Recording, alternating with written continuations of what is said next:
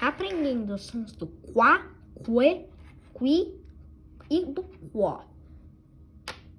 Aqui temos a letra Q e U.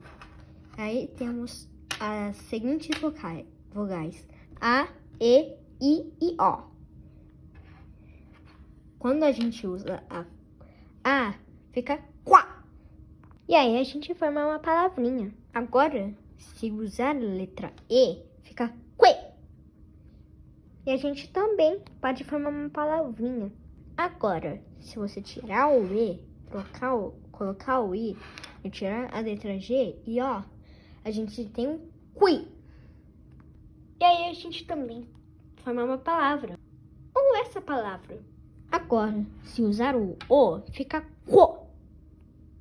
A gente pode usar co.